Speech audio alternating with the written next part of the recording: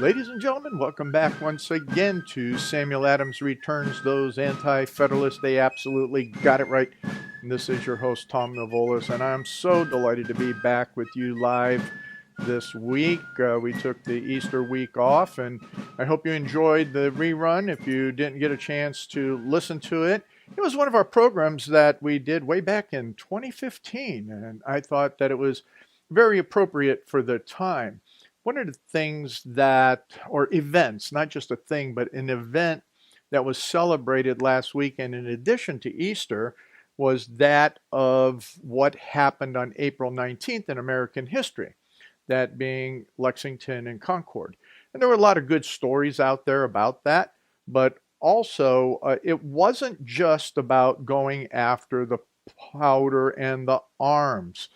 It was intelligence, actually.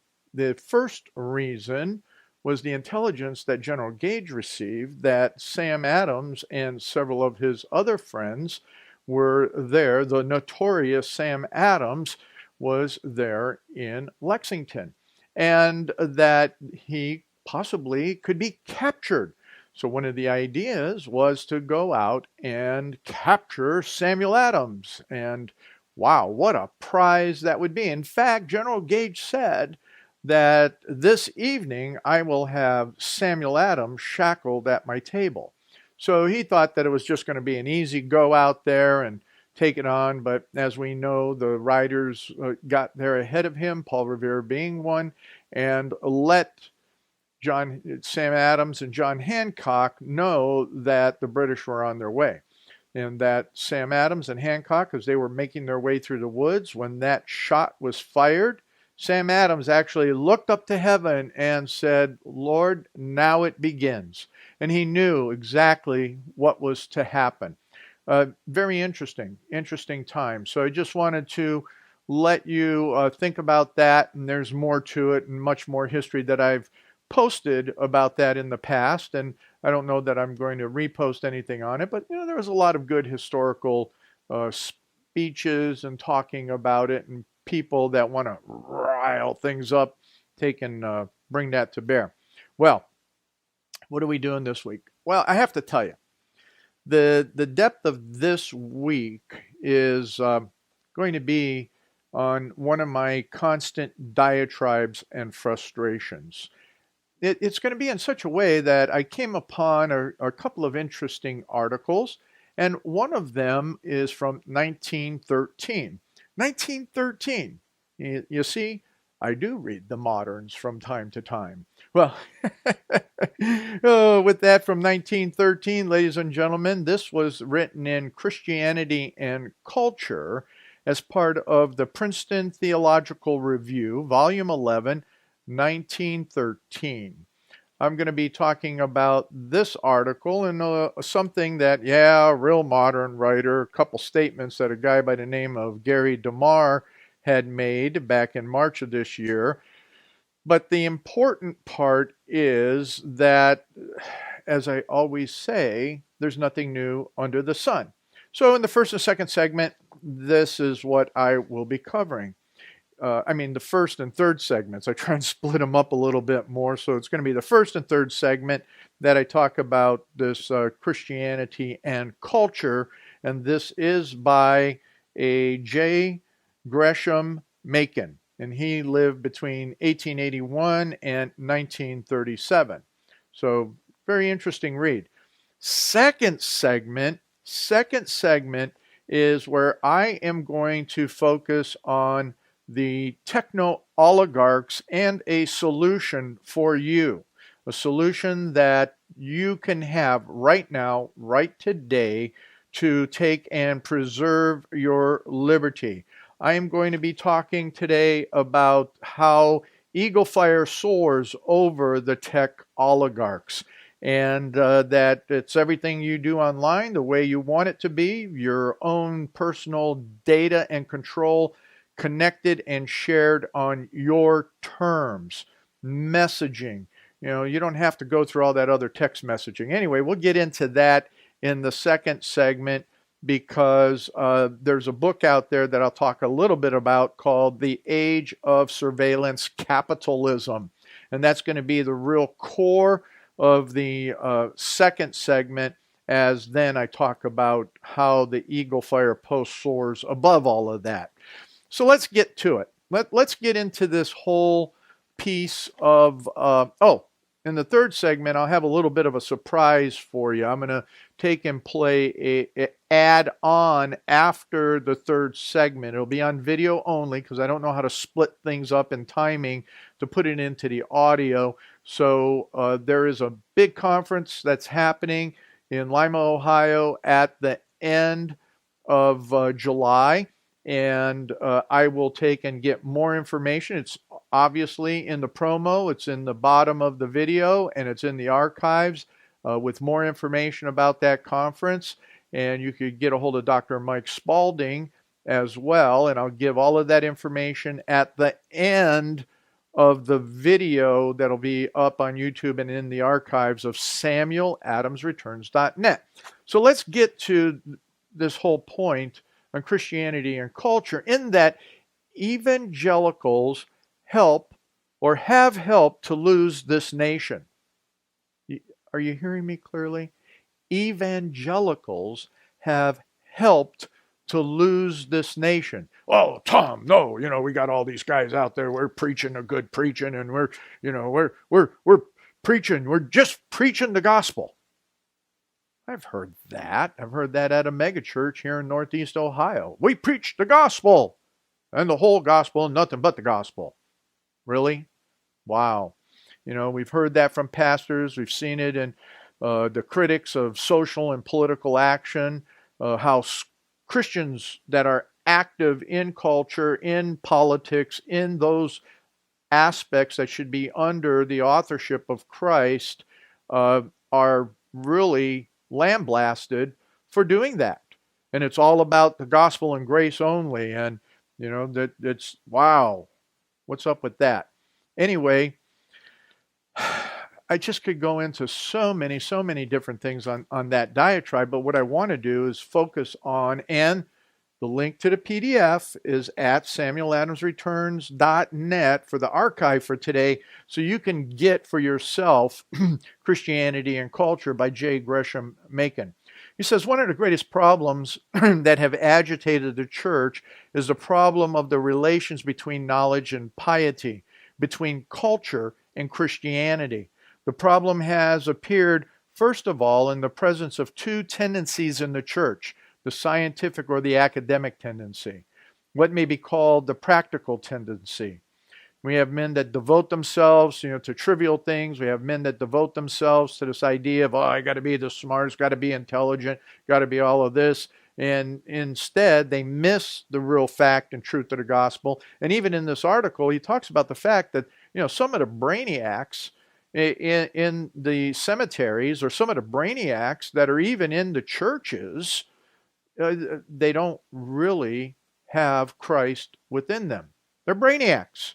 And then on the other hand, there's all of these others that are into the emotionalism. They're into the whole side of the gospel only, to the extent that they don't take into consideration all that God has created, what I always call the extensibility of the gospel.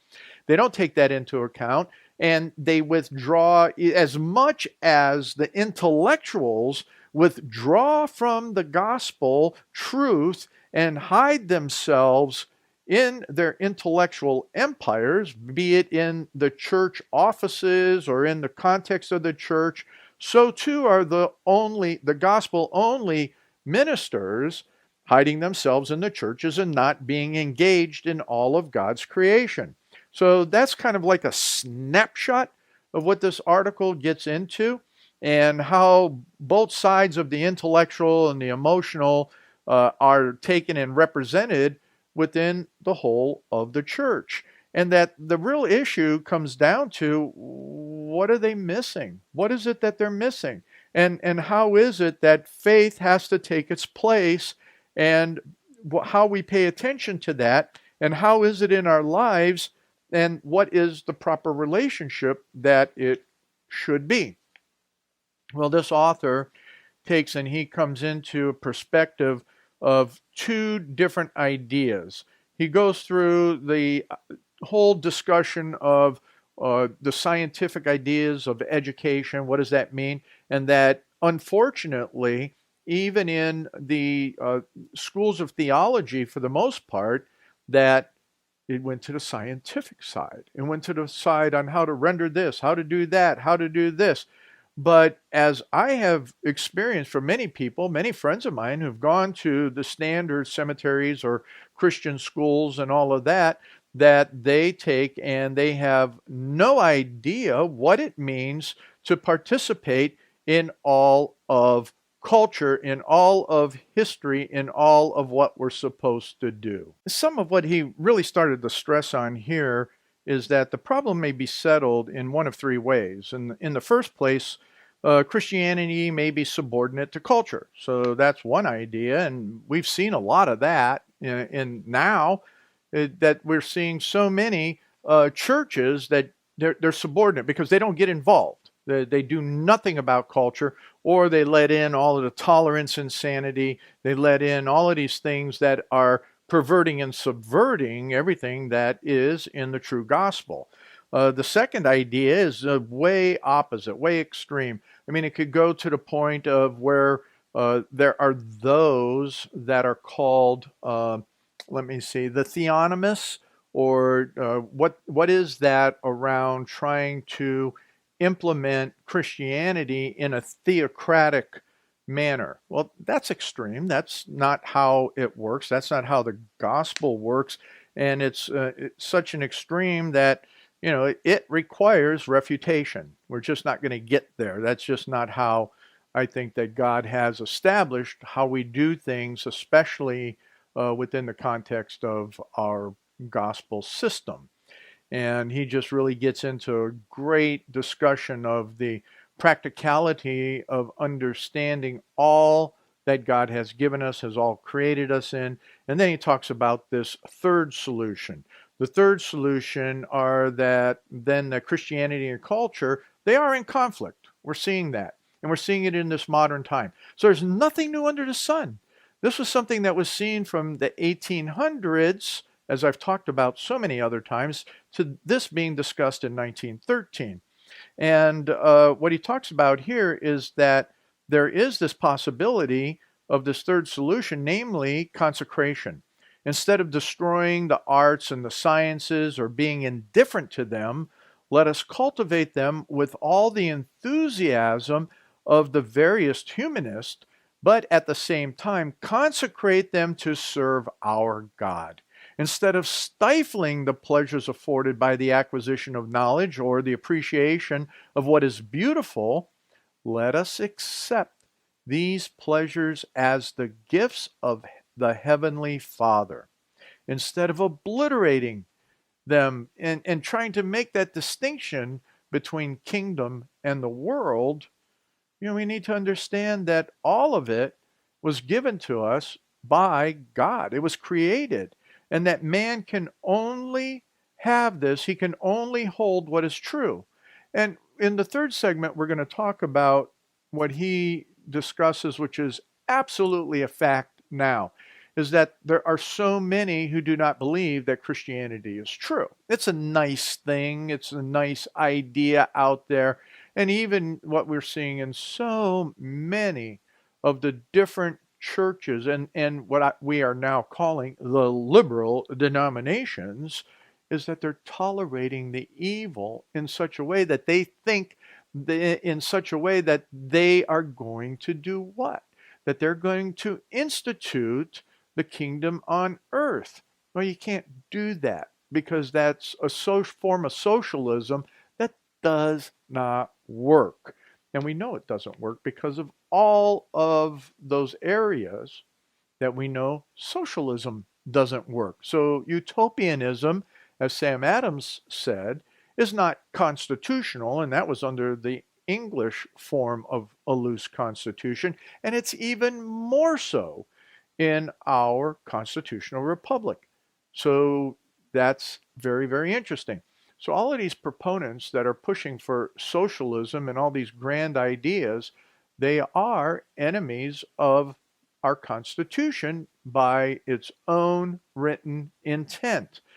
But more so, they're enemies of God. And we're going to talk about it in the third segment, and we'll come back with more of Samuel Adams Returns. The Anti-Federalists got it right. And most interestingly, there's nothing new under the sun, as we can tell from this Princeton article in 1913. Ladies and gentlemen, welcome back once again to Samuel Adams Returns. The Anti-Federalists, they did get it right.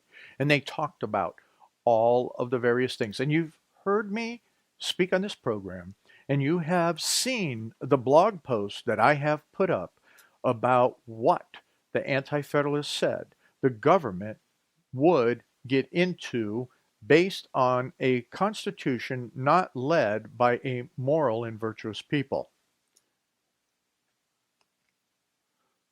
You can't see this on the radio, but I'm looking around, and my phone I have to take and maybe go get a hammer and smash it with a hammer so that they can't hear me. They can't see me. Oh, the electricity's on. The smart meter. Oh no, what's going on? What can they hear? What can they see? What can they say?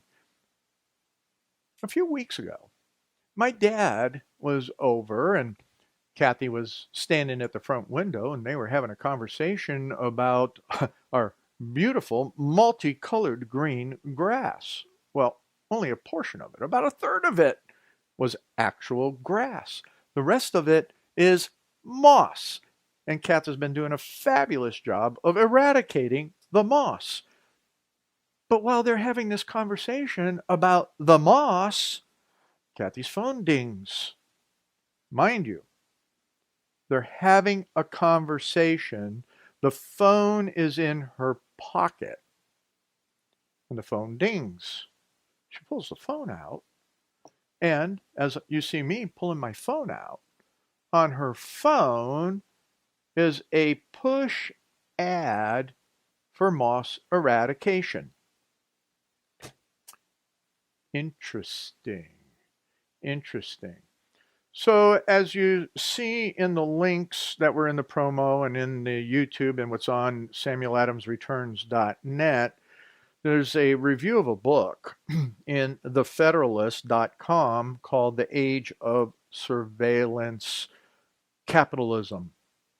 So when we look at the Googles, Doogles, Woogles, the full books, or is that a Facebook? Well, if you look in it, you may be a fool for still being on Facebook. And the Twitters, Ditters, and Critters, what you get is exactly what we're talking about, is that you, my friends, are a commodity.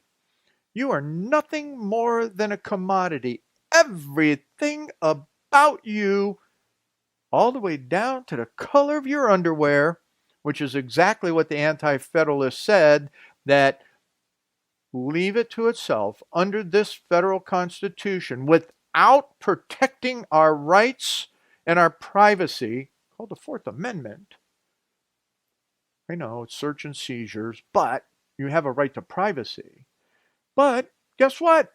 Yes, you can be surveilled by private companies to the extent, as the Anti-Federalists said, ladies, they will know what is in your boudoir. Men, they will know what you drink in your wine cellars. Yes, meet surveillance capitalism, our terrifying new economic order. You need to read this article. If I don't get to some of the other articles, because I definitely want to talk to you about EagleFire and how it soars above everything else, is that this article should take and light your fire to want your digital independence. Ladies and gentlemen, we're at war right now. And the war is not just a cultural war that I started talking about in the first segment, and that of Christianity, which I'll continue in the third segment in talking about what that means from an article in 1913. But this on surveillance capitalism, is that advanced technology. Here, this Harvard professor wrote this book, is a fight for, it's called, let me go to the whole title for you, The Age of Surveillance Capitalism, the Fight for a Human Future at the New Frontier of Power. And he's warning about Silicon Valley amassing your data. So artificial intelligence, AI, used for going after our external enemies, I think is a good thing. AI, the way that it's being used here, is evil. Evil. Okay? So what he's talking about is just how this advanced technology is being accumulated all through the Google schmoogles, your smartphones, everything else. Surveillance capitalism renders human behavior by trafficking, measuring, renders human behavior by tracking, measuring, and analyzing from your smartphone to your smart home, from browsing the internet to private messages or emails with a colleague. This relatively new dominant force intrudes through cookies and privacy permissions that in most cases must be accepted for all the service to work properly or at all, including, for example, many smart home security systems. Interesting. You can't do anything without them surveilling you beyond the surveillance system that you bought to protect your house. So this professor distinguishes surveillance capitalism at the outset from information capitalism, whereas information capitalism makes money from information you provide.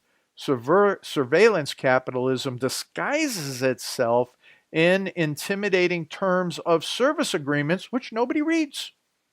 Do you read the service agreement when you accept an app on your phone, or when you download a new computer program, or when you take and you sign up to buy some? Oh, you should check out Amazon's terms and services. Their service agreement for you to buy on Amazon.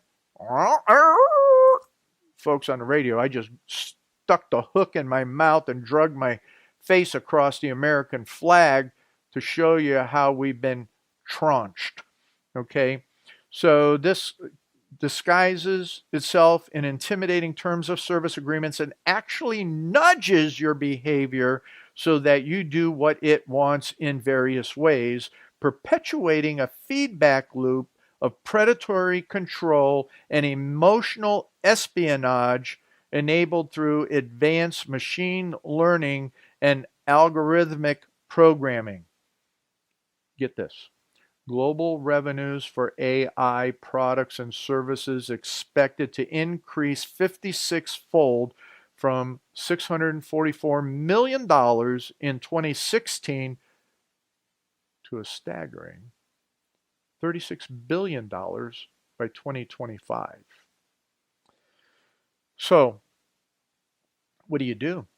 Well, you go read the article. You look at, none of this is science fiction. Just real quick, a couple other articles. A report here, Google manually manipulates search results to exclude conservative sites. That was April 10th.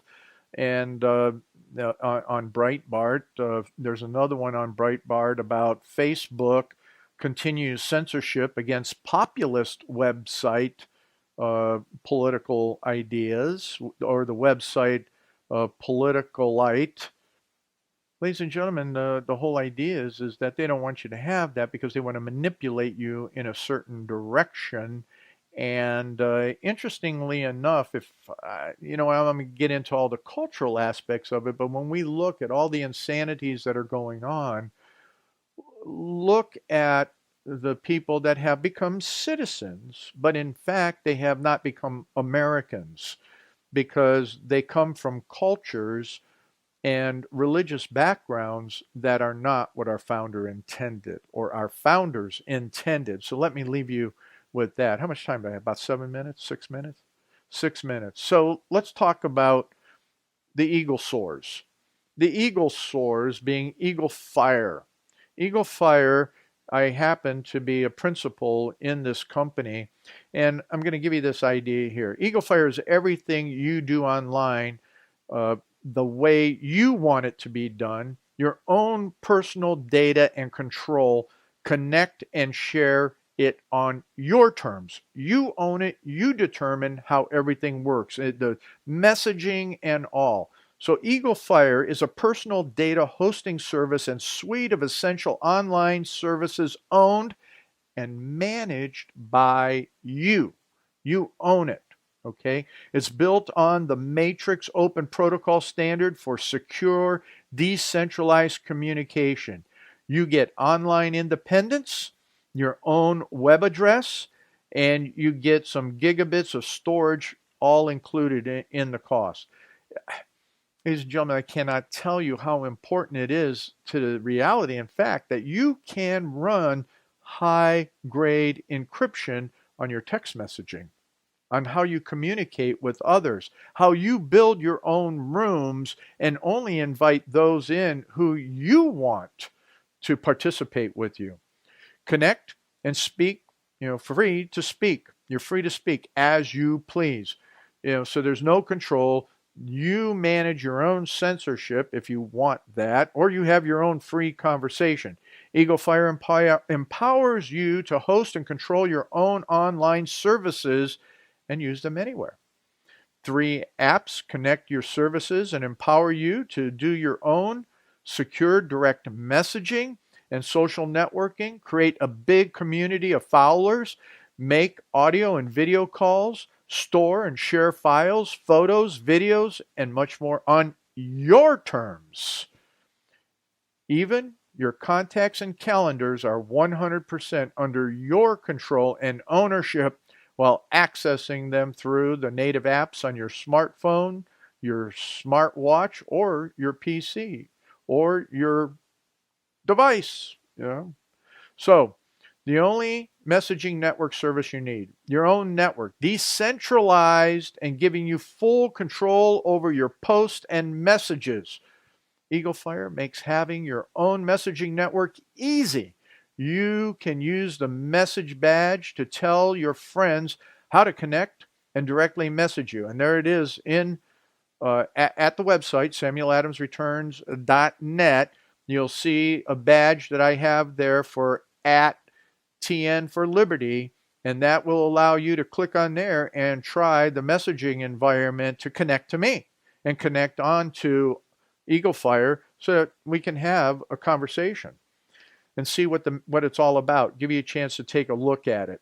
Since it's your network on your hosted service, you can always access it on any device to message and go do direct group and audio and video calls. Unlike the centralized messaging and social networks, your messages and network are private and free from arbitrary content rules and exposure to massive security breaches. You know what? It's precise. It's yours. It is your whole private environment.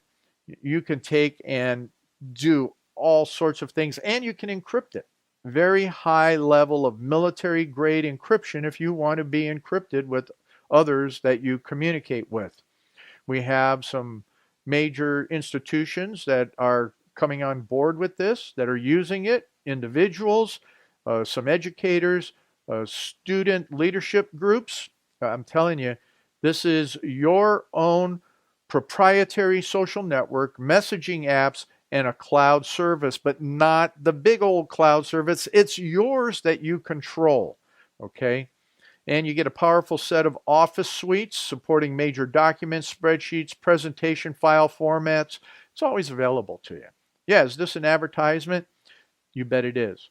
Over 200 million people use this daily of our core elements, and they're there. You can get all the layouts, everything that you need to participate in having your own hosted virtual private server. It's exclusive to you. You own it. And you can determine the right amount of information, the right amount of storage you need. EagleFire includes a personalized domain name, automatic backups, a secure socket layer, and military grade protection. 24/7, 365 monitoring. Anyway, it's yours. You want your sovereignty back? You want your digital sovereignty back? Or do you want to take and be locked into much of what's happening in that intelligence, that surveillance economy? Start breaking away from it. Start doing something different. Start soaring with EagleFire, and check it out at samueladamsreturns.net and at where the other links are that we have. And Sam Adams is the man of liberty, and the anti-federalists, they got it right. Ladies and gentlemen, welcome back to this third segment of Samuel Adams Returns. Those anti-federalists, they did. They absolutely got it right.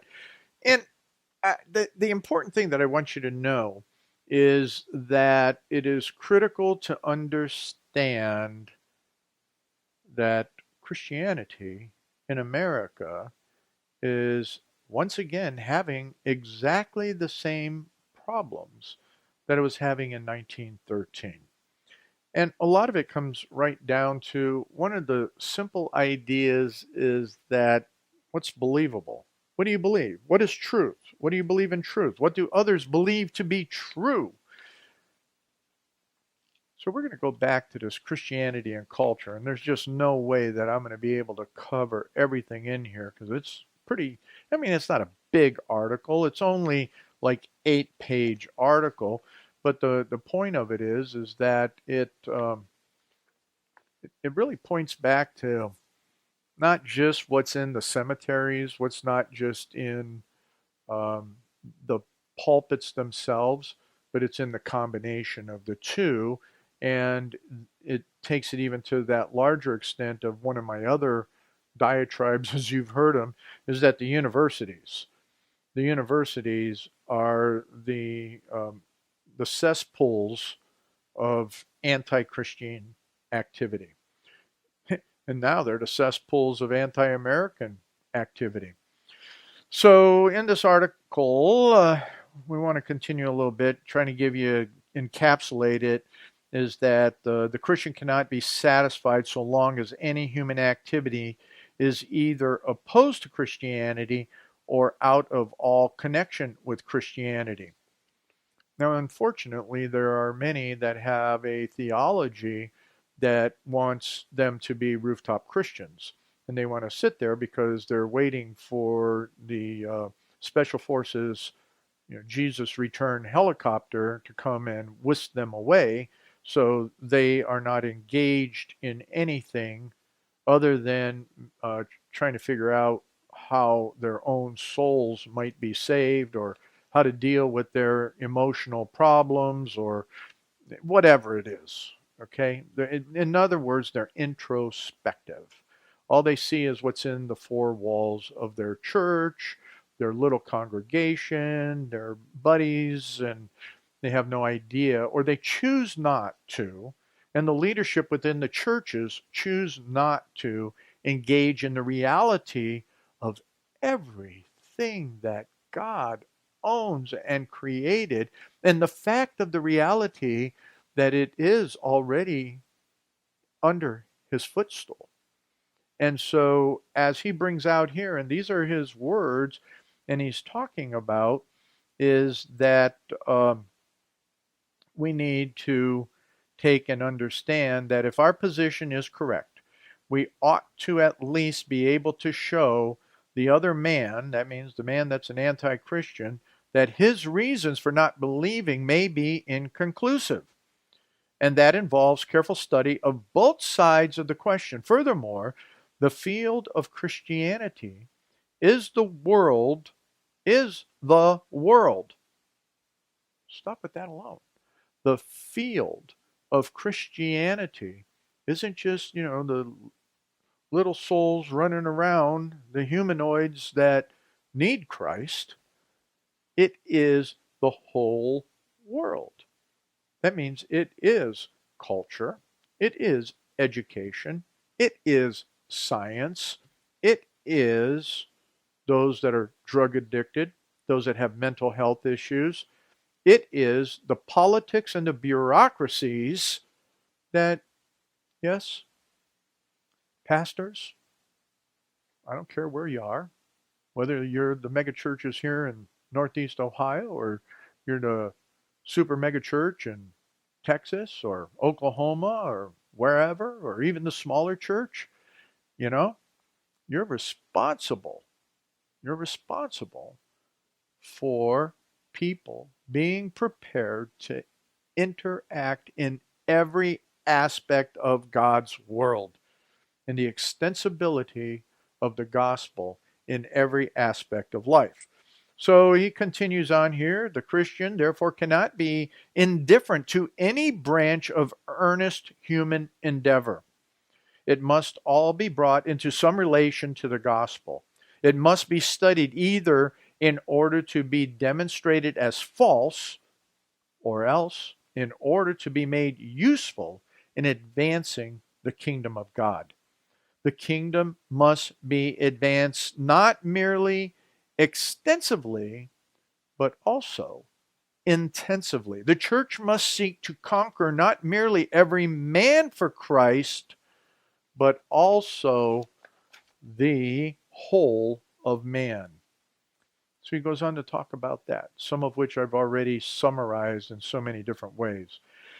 One of the things that I like to talk about is, and he brings out here, so as Christians we should try to mold the thought of the world in such a way as to make the acceptance of Christianity something more than a logical absurdity. The way we approach things so many times is that's exactly what we've done. We've just put it in that perspective of absurdity. Let's see, he talks about that the professions are becoming so overcrowded. He's talking about, an excuse for what's happening in the churches and Christianity is, people work too much, they're too wealthy, all of these different things, and he talks it about as an excuse. He says that the real difficulty amounts to this, that the thought of the day, as it makes itself most strongly felt in the universities, but from them spreads inevitably to the masses of the people, is profoundly opposed to Christianity, or at least what is nearly as bad, it is out of all connection with Christianity. So that's what's happened in the universities. Look, here it is. Harvard, Yale, Princeton, all of those were Christian universities.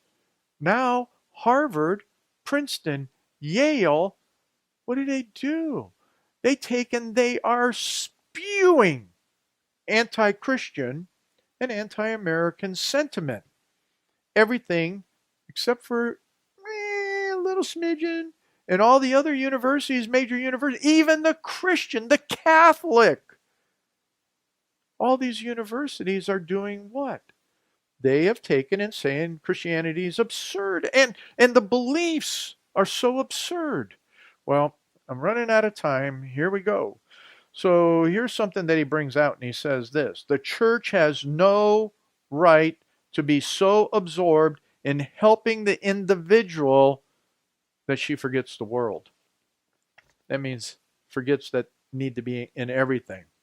He talks about two objections to this idea of Christianity being involved, and what does it mean in being involved in that whole cultural and Christianity issue. In the first place, will not Christianity destroy culture?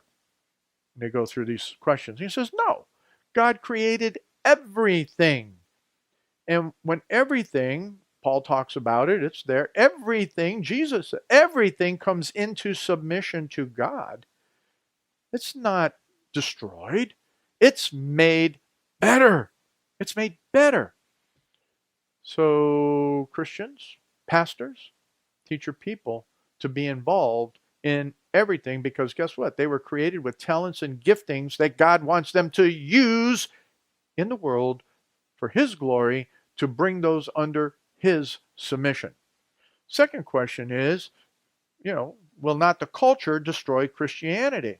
So you have so many that fear that you shut yourselves up in an intellectual monastery. You do not disturb yourselves with the thought of unregenerated men. And of course, you will find it easier to be a Christian, just as easy it is to be a good soldier in a comfortable winter quarters that is on the field of battle, but not involved in the battle. And you let the enemy take the battlefield. That's it. You're out there, you save your own soul, but the Lord's enemies remain in possession of the field. Boy, I'm coming down to the last 5 minutes. He talks about in here is what happened in the universities, and that how unqualified scholars, those that don't have the heart for Christ, that are not regenerated, are the ones that are running the universities, are the ones that are leading education, are the ones that then are perverting all of society. And hey, pastors, teachers, cemetery leaders, you know what? You're the ones that have been allowing it. You have allowed it to happen. And that's what he talks about. And he goes in here and talking about that, but they are not accomplishing the great task, these teachers. They are not assimilating modern thought into Christianity because they are without that experience of God's power in the soul, which is of the essence of Christianity. Modern thought they know, but Christianity is really foreign to them. During the last 30 years, he's talking about in 1913, is that has been a tremendous defection from the Christian church. It is evident in a number of different things, and the decline is in how many are attending church, who's involved in actual Sabbath observances, and the number of people that want to go into the ministry. I've talked about many times what happened in the 1800s, 1880s in particular when it comes to church history. There's so much more that I want to get into, and I'm running out of time. And what we look at is that with these intellectuals, what's going on is that it really comes down to, it's not always an intellectual difficulty, because we're supposed to be intellectual, Christian intellectuals. Cody Libet's out there with a great group on the new Christian intellectual. It also comes down to the simple reality of indifference, apathy. It prevents Christianity even from getting a hearing. So the gospel's ignored, Christians are ignored, and that's exactly the same thing now when it comes to the truth in the political arena, founders' original intent, and what our constitutional republic is all about. It's ignored and won't even get a hearing inside the university. So it's gone, pastors, teachers, from Christianity not getting the hearing to the whole idea of any thought that is derived from Christian principles for good governance does not even get a hearing. So let's see, we battle in the culture. Modern culture is a tremendous force. It affects all classes of society. In the first place, the church may simply withdraw from the conflict, which is what's happened again. That's exactly what's been going on is, withdrawn. And I know that for a fact of a megachurch up here in Northeast Ohio. They've withdrawn from being involved in the culture. There's still some men out there who are unaffected by it, but for the most part, people aren't involved. So let's see, the church is abandoning the Bible to her enemies even because of scientific method, the universities, and substituting all of the other things that are anti-Christian for solid biblical truth. It's called tolerance. So the churches are substituting true biblical truth for tolerance, which Sam Adams fought against. So we have a battleground, we have an enemy, and they are in the world, but we have to fight. He finishes this up with saying that preachers, you need to avoid this whole nonsense. And what you need to do is you need to preach every Sunday during your seminary courses. Devote your time to study and to thought, to study about everything you can, and then You need to be able to preach it in a very, very solid way. You got to be able to reverse what's going on. It's a reformation within the churches. It's a reformation of the universities. It's a reformation of the country. So when I started out, how does the evangelicals, how have they lost the nation? They've lost the nation even back before, 30 years before 1913. And then what's occurred up through and to today? What's the solution? Get out there. Pastors, get involved. And then come on back next week to hear more from Samuel Adams and those anti-federalists, because they predicted exactly where we are when you don't have moral and virtuous people.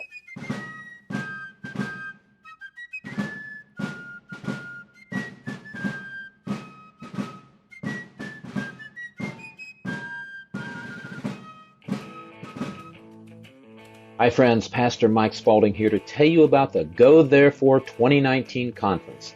This year's gathering will be at the University of Northwest Ohio Event Center, July 26th and 27th. The conference will conclude Sunday, July 28th at Calvary Chapel of Lima. This is the largest gathering of acclaimed Bible teachers, researchers, and prophecy experts anywhere in the United States. Here's our speaker list. Author, Bible teacher, and host of the Kingdom Intelligence Briefing, Dr. Michael Lake. Bradley Dean, host of Sons of Liberty Radio. Author and founder and director of Peacemakers Outreach, Dr. John Diamond. Russ Disdar of Shatter the Darkness Ministries.